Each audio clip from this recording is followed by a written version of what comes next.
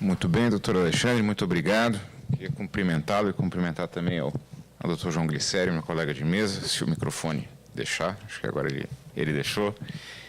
Agradecer ao professor Fábio Medina Osório e ao meu querido amigo e professor Sadi Torres a gentileza do convite para estar aqui falando ao Instituto, registrar a presença de alguns queridos amigos novos que eu ganhei hoje e também alguns antigos do CAD, aqui, o doutor Gilvandro, Prado, acelerando a Frazão, que nos deixou há pouco, o ministro Cueva, enfim, pessoas que eu tenho o prazer de rever agora, depois que eu desencarnei da minha função que eu exerci até 2, 3 meses atrás de conselheiro do CAD. Então, agora eu fico um pouco mais livre para falar novamente sobre essas coisas. Eu não tenho a preocupação do ofício, né? Não preciso julgar no dia seguinte, eu posso um pouco falar como professor. Portanto, tenho a liberdade para dizer as coisas mais inconsequentes e não práticas, se elas tiverem um mínimo de sustentação teórica. Mas acho que o chapéu do CAD ainda é forte. Então, o que eu imaginei em tratar hoje, vou tentar encurtar um pouco isso, é contar um pouco uma historinha que eu acho que eu em parte, vivenciei lá, de uma transformação que me parece estar acontecendo no âmbito do controle de condutas, né? Ela passa pelo tema da regulamentação, e eu posso comentar ou dar a minha opinião sobre esse regulamento do TACC. Eu fui um dos entusiastas para que ele saísse do jeito que está, então acho que eu tenho uma parcela de culpa se ele estiver errado. Mas o ponto central, acho que é um pouco o seguinte. O tema deste painel é a nova lei da concorrência, a Lei 2.529, e o controle de condutas. Se a gente for olhar a 2.529 e comparar com a 8884, a gente, em princípio, chegaria à conclusão de que o painel não tem tema nenhum, porque mudou muito pouca coisa, né? A grande mudança da Lei 2.529 é no sistema de controle de estruturas, né, que deixou de ser ex post e passou a ser ex ante. Essa era a grande novidade. Institucionalmente, muita coisa mudou, desapareceu o SDE, surgiu a Superintendência Geral, o CAD mudou de prédio, se reformulou inteiro, etc. Mas, no que diz respeito ao controle de condutas, em princípio, na letra da lei, pouco mudou, né? O sistema da Lei 884 foi mantido, que eram os artigos 20 e 21, foi basicamente reproduzido ipsis literis, se não me engano, acho que no artigo 36, no seguinte, da lei nova. Houve uma mudança no critério de multa, alguma mudança no procedimento, um ajuste no programa de leniência, mas muito pouca coisa mudou, é quase tudo igual. Então, nós poderíamos estar tentados a dizer, não tem muito sobre o que falar, a gente pode ficar aqui falando... mas eu acho que a identidade dos textos normativos esconde um processo que é de transformação estrutural muito importante no controle de condutas. Eu fiquei impressionado pelo que o doutor Gilvandro falou no início da manhã, no sentido dos 3 vetores de orientação do CAD para o futuro. Isso, pelo menos, parece fazer muito sentido com o que eu vi quando estava lá, no sentido de celeridade, e isso não afeta apenas o controle de estruturas, mas também o de condutas. A crítica, que eu acho que foi justamente feita por vários colegas ao longo do dia, de que o CAD está a dever no que diz respeito ao controle de condutas, tem a ver com morosidade, né? Os casos de cartel demoram 10 anos no sistema, há muitos que estão a esse prazo. Prazos que não são compatíveis com a política de enforcement que se queira crível, né? Então, acho que a celeridade também é um tema importante e há muito sendo feito, até onde eu sei, para melhorar isso. Efetividade, eu acho que também há um esforço muito grande, mas eu não me lembro exatamente qual era a palavra que o doutor Gilvandro usou. Regularidade. Eu acho que esse é um ponto no qual eu gostaria de centrar um pouco a minha atenção, né? Regularidade, enfim, criação de uma jurisprudência que torne aquelas coisas esquisitas que são as condutas tipificadas na lei em tipos compreensíveis pelo cidadão, pelo empresário e pelo juiz. O painel anterior ao nosso ressaltou a enorme diferença a enorme dificuldade que um juiz, por exemplo, teria em transformar os conceitos abertos da lei em algo aplicável, não é?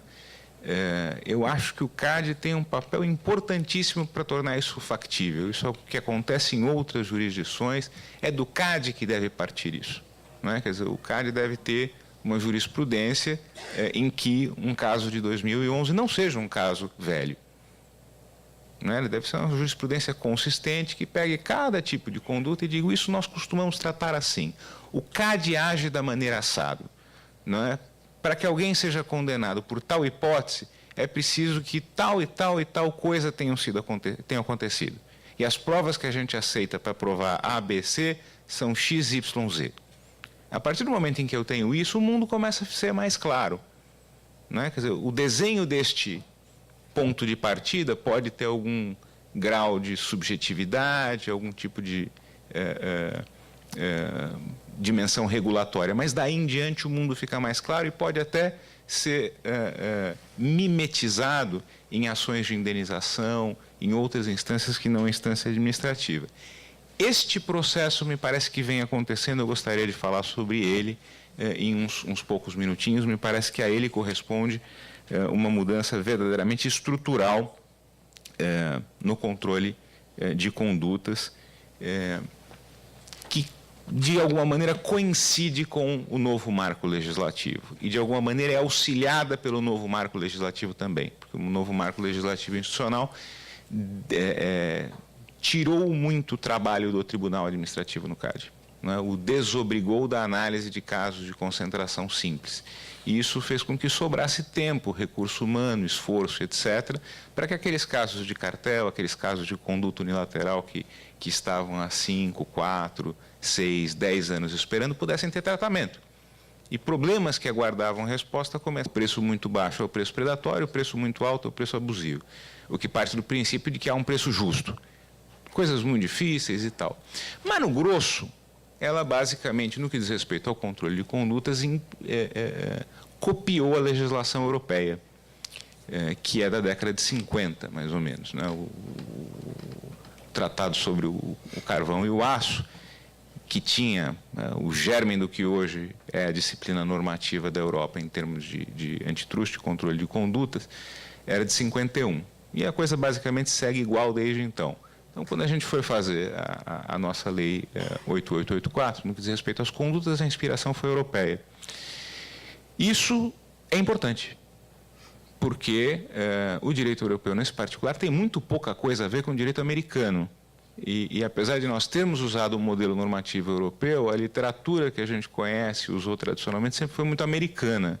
Então, quando os nossos debates sobre regra da razão e regra per se, sobre os quais eu vou falar um pouquinho em um instante, eles são um pouco desfocados, a meu ver, porque eles olham o problema com a lente, com o óculos do americano lá na época do Sherman Act, no começo do século XX.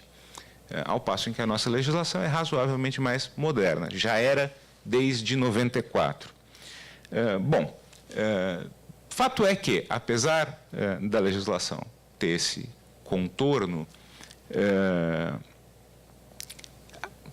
há um consenso, como há ainda hoje, etc., de que os termos pelos quais a lei se expressa são vagos, são de difícil aplicação, ela usa conceitos como eficiência, abusividade, etc. Portanto, era preciso lá já em 94 algum esforço de aclaramento da lei, não é?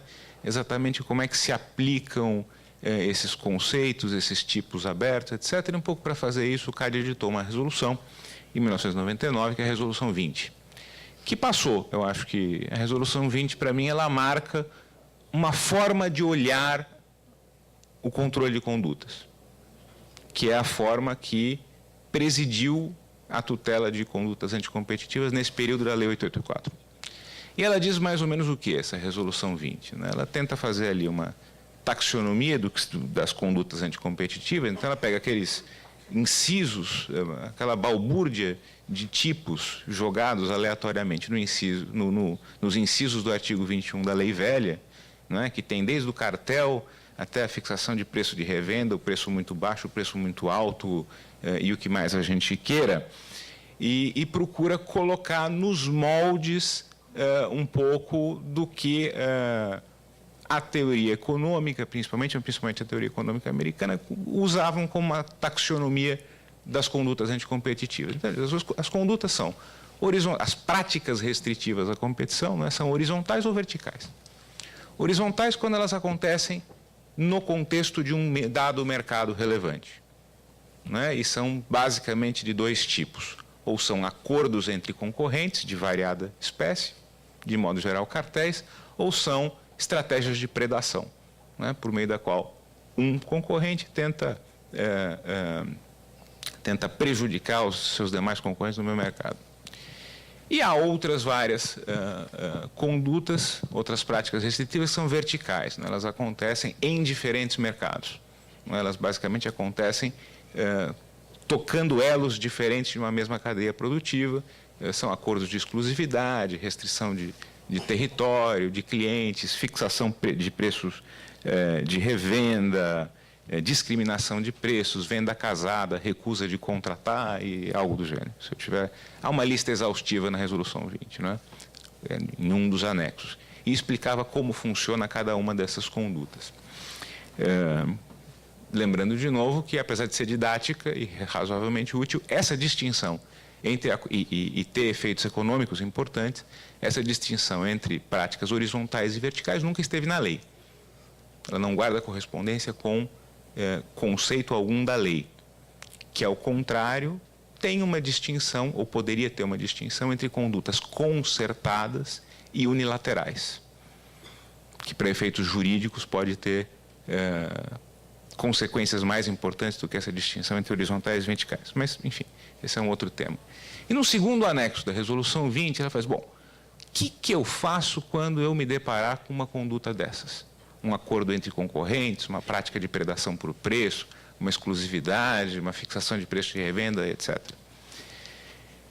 Ela diz o seguinte, eu tenho um critério de análise, né, que deve ser seguido em todo caso que envolver condutas anticompetitivas. E me ajuda a saber se ela pode ser punida ou não.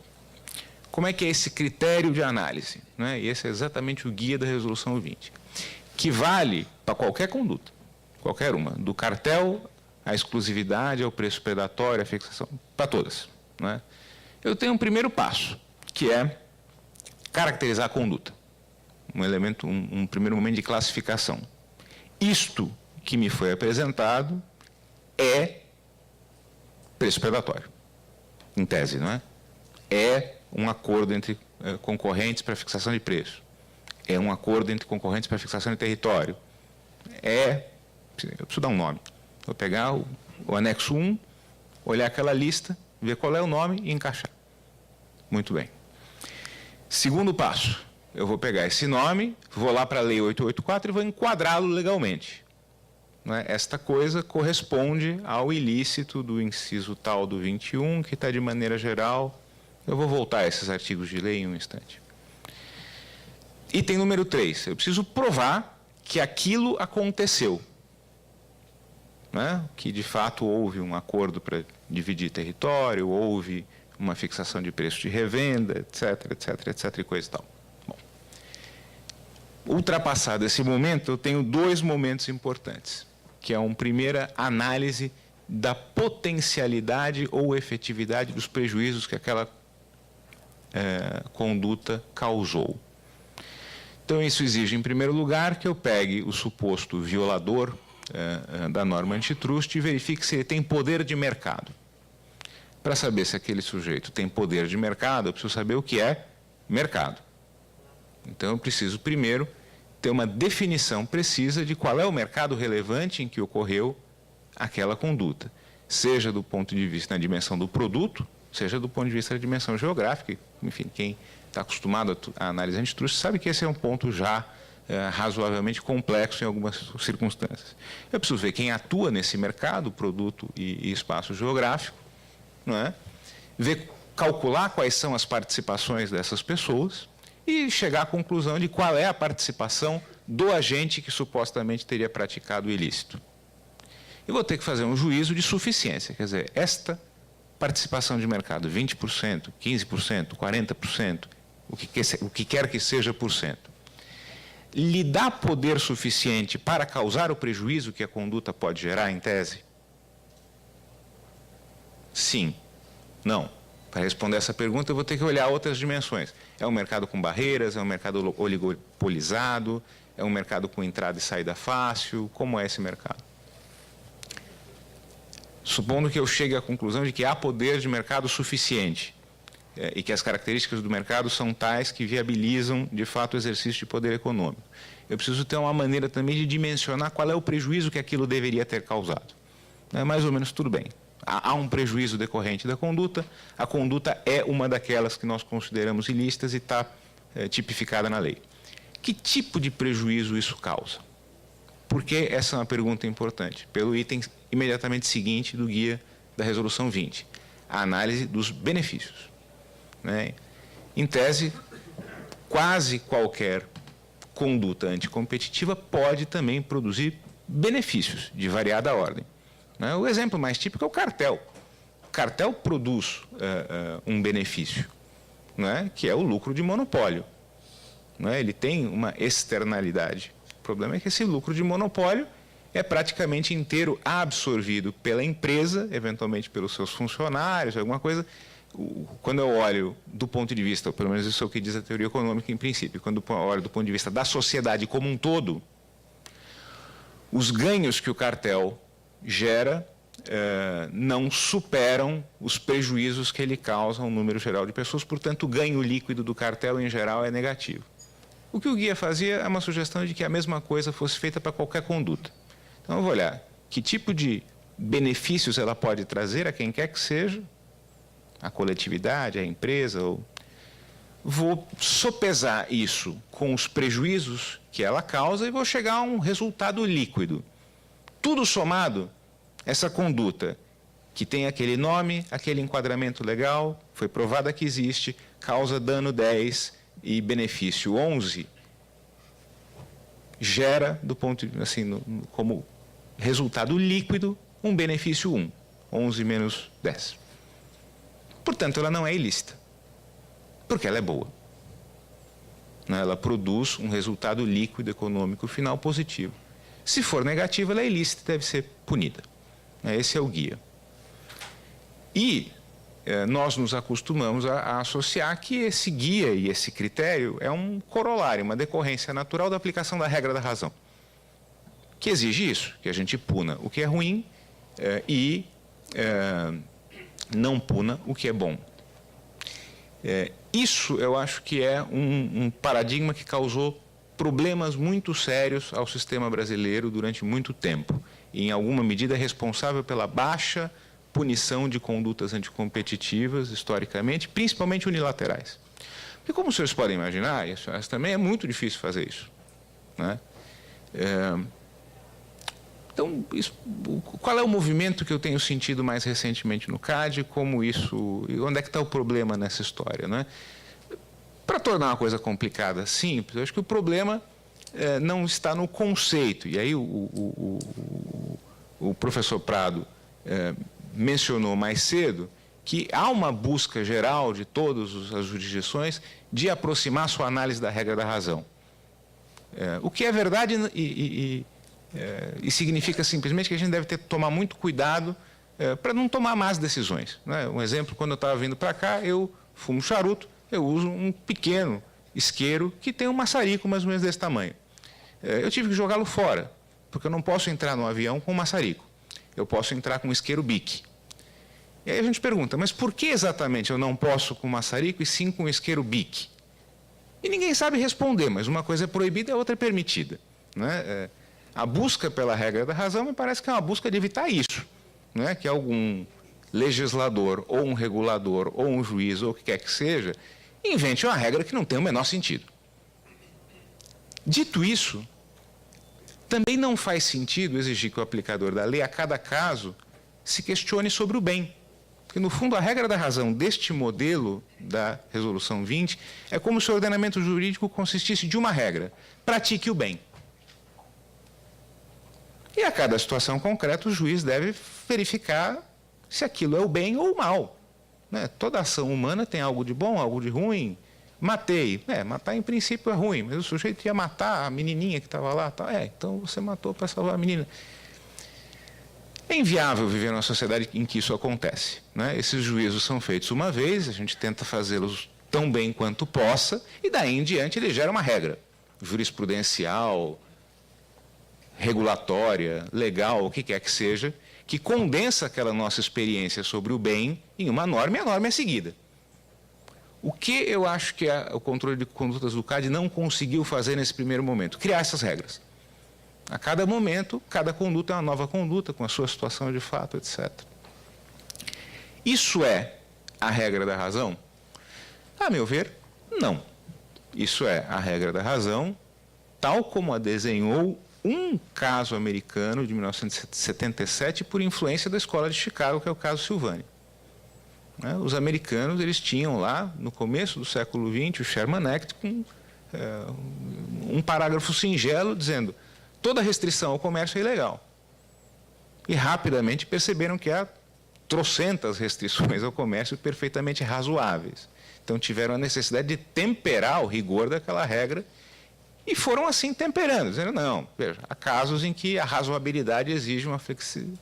E criaram, portanto, situações em que as proibições são absolutas, que eles chamam de proibições per se, como aliás é o caso do cartel, e outras em que são relativas. E no caso Silvânia, depois da Escola de Chicago, chegaram à conclusão de que a relativização deve ser desse tipo. Verificar o efeito líquido negativo ou positivo a cada caso. Qual foi o resultado disso nos Estados Unidos?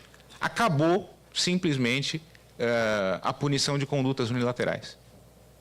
E a de cartéis só não acabou porque ela se submetia à regra per se. O que aconteceu no Brasil? Nós tivemos muito poucos casos de conduta unilateral punidos, e os de cartel que foram punidos só o foram porque as pessoas meio que esqueceram da Resolução 20. Não, no caso de cartel não é tão importante olhar o poder de mercado, a gente presume, etc. Se eu tivesse que aplicar isso a ferro e fogo, eu não ia punir nunca ninguém.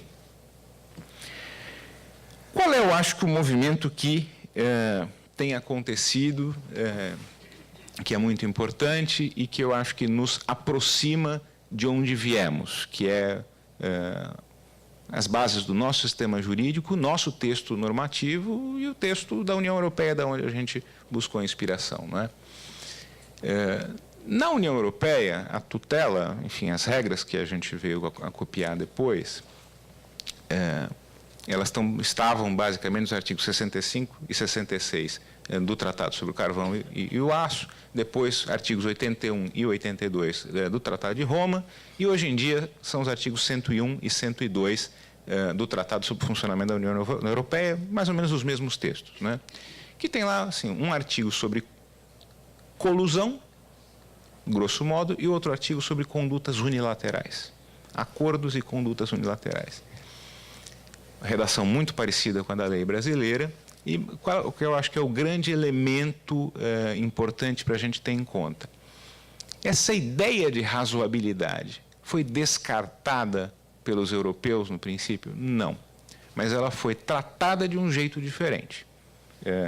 Eu acho que eu tenho aqui para ler, porque é ilustrativo. Basicamente, se eu tomar, por exemplo, o artigo 101, na redação atual, ele diz: são incompatíveis com o mercado e ilícitos os acordos entre empresas que falseiem o comércio, e etc, etc, etc, etc. Aí tem lá um parágrafo terceiro que diz o seguinte: porém, eles deixam de ser ilícitos se 1. Contribuírem para melhorar a produção e a distribuição de produtos ou promover o progresso técnico ou econômico, conquanto que aos utilizadores se reserve uma parte equitativa do lucro. E A. Não imponham às empresas restrições que não sejam indispensáveis ao benefício atingido. E 2. Não permitam a eliminação completa da concorrência. Ou seja, texto muito parecido com o brasileiro. Qual é a diferença? Se a gente quisesse fazer um pouco de paralelo com a teoria do direito penal, a diferença é que a Resolução 20 e aquela tradição da regra da razão ao modelo Silvânia fazem com que o efeito líquido negativo da conduta seja parte do tipo. Ou seja, o que é um ilícito? Uma prática com tais contornos que produza efetivamente prejuízo, dadas as circunstâncias concretas de cada caso. O que é a legislação europeia? Portanto, se o tipo é este, a autoridade administrativa compete provar o quê? A caracterização do tipo. Né? Então, eu preciso, a cada caso, ser capaz de eu, sozinho, provar tudo isso, sob pena de não poder condenar ninguém. A parte investigada compete provar o quê? Nada, óbvio. Eu tenho que provar que o tipo ocorreu. No modelo de 77, lá que muitas vezes os americanos também ignoram, mas tudo bem. O modelo europeu, que nós copiamos ipsis literis na legislação, ele diz o quê? Não. São ilícitos no caput as condutas que tenham por objeto ou efeitos as seguintes coisas. E a jurisprudência da Corte Europeia, já, se não me engano, em 1960, fazia uma primeira distinção, lançando mão das palavras da lei. Algumas condutas são ilícitas pelo objeto. Seu próprio objeto é produzir tais coisas, por exemplo, um acordo. Outras são ilícitas pelo seu efeito. Então, aqui eu já tenho a primeira distinção que é legal. As condutas que são ilícitas pelo objeto são ilícitas pelo objeto, ponto. Exemplo, cartel. Eu preciso provar poder de mercado num caso de cartel? Não. Por quê? Porque o objeto do cartel é ilícito. Tanto que é um ilícito penal. Eu posso ir preso. Né? O acordo, o simples acordo para dividir mercado é ilícito. Isso no regime europeu. Né? E, aliás, no americano também por outras razões. Há outras condutas que são ilícitas pelo efeito. E aí eu tenho que mostrar que elas têm pelo menos a potencialidade de produzir efeitos negativos. Não é? Pelo menos a potencialidade. Provei ou uma coisa ou outra, no caso de um ou outro tipo, acabou. A autoridade administrativa não precisa fazer mais nada. Mas e a razoabilidade? Ela entra na excludente. Então, no fundo, a prova de que há benefícios que superam os prejuízos e que esses benefícios que superam os prejuízos são compartidos com o consumidor, que a conduta não limita exageradamente a concorrência e que os prejuízos são os mínimos necessários para atingir aqueles benefícios, compete a quem? A quem argue a excludente. Não é? E isso está muito claro nos guias europeus. Quem prova o quê? Não é? Então, se é um caso de ilicitude pelo objeto, a autoridade prova que o objeto aconteceu. Se é um caso de ilicitude pelo efeito, ela prova que o objeto aconteceu e o efeito é possível. E se essas duas coisas acontecem, é sempre possível ao acusado provar que há benefícios, etc, etc. Esse sistema mantém as condutas debaixo de uma regra da razoabilidade, mas de um contorno muito diferente da americana. Elas tornam possível provar as coisas, distribuem ônus probatórios de maneira mais adequada. E o que eu acho que é um movimento que tem acontecido no CAD de forma importante? Há alguns julgamentos de cartel recentes que fizeram isso. Houve um julgamento no caso de agências de viagem da ABAV que fez isso. Houve um julgamento num caso envolvendo fixação de preço de revenda, SKF, que fez isso. Esses julgamentos todos têm abandonado o uso da Resolução 20 e têm passado a trabalhar com o texto brasileiro de uma maneira muito mais parecida com a análise da Comissão Europeia. Não é? Dizendo, olha, no caso de cartel, eu não preciso olhar poder de mercado. Cartel é ilícito, ponto. E não é porque é um ilícito per se, porque a nossa lei não fala em ilícito per se ou regra da razão, isso é um americanismo. É porque ela fala em ilicitude pelo objeto. E o objeto de um contrato de cartel é ilícito, independentemente de produzir efeitos ou não. Pegou o caso de fixação de preço de revenda e o submeteu a um outro critério. Falou, não, aqui eu preciso provar que há um potencial de efeitos negativos. Quando isso acontece? Por exemplo, quando aquele que fixa o preço de revenda tem mais de 20% de poder de mercado. É possível provar eficiências? No caso de um cartel, não. No caso de fixação de preço de revenda, sim. Não é? que eu quero dizer com isso tudo? Eu acho que com isso vai se construindo um processo em que o que era, e foi em vários momentos aqui dito como um problema da legislação, né? Eu tenho lá conceitos abertos que eu não sei do que se trata, a cada conduta específica vai se transformando num conjunto de decisões da autoridade administrativa que são muito fáceis de serem reproduzidas no momento seguinte. Né? Supondo que a última decisão do CAD sobre o preço de revenda seja mantida, e eu gostaria que ela fosse, não só porque eu concordei com ela, mas porque uma jurisprudência se constrói assim, respeitando o que veio antes, senão a gente vive numa balbúrdia. Eu tenho certeza que qualquer jurisdicionado sabe julgar se será ou não punido, e qualquer juiz saberia punir ou não, naquelas bases, um caso de fixação de preço de revenda. Esse é um processo que corresponde, então, ao que o doutor Giovano chamou aqui de regularidade. Né? O que é complicado, etéreo, vai ficando concreto e mais simples. Eu acho que a mesma coisa tem presidido as regulamentações recentes, e esse caso de TCC é uma delas. Ou gostaria que houvesse, pergunto a quem está hoje no CAD se isso acontecerá ou não, acho que seria de todo conveniente que outras resoluções viessem melhorando a resolução 20 e pegando aquele one size fits all e transformando em modelos de análise que sirvam para cada conduta específica, criem, por exemplo, exceções em bloco, como existe na União Europeia. Enfim, eu acho que há um processo de sofisticação da análise que o CAD faz sobre o controle de condutas que está em curso. Eu acho que o grande elemento bom, eu vou acabar, eu prometi fazer curto e fiz comprido para chuchu. Eu acho que a grande virtude que eu estou vendo nesse processo é que a sofisticação tem resultado em regras mais simples, o que é sinal de que ela está, de fato, correspondendo à sofisticação. Né? Quando a gente se sofistica e o resultado é uma regra mais incompreensível, é porque não houve sofisticação no órgão jurisdicional. Né? Eu acho que essa sofisticação está se traduzindo paulatinamente em regras mais facilmente aplicáveis. Se isso for verdade e continuar e se consolidar, eu acho que o CAD terá condições, ainda mais agora que a lei nova deixou espaço para análise de condutas, de fazer o catch-up naquela deficiência que foi identificada hoje de um controle de condutas que não é nem perto tão eficiente quanto o controle de estruturas.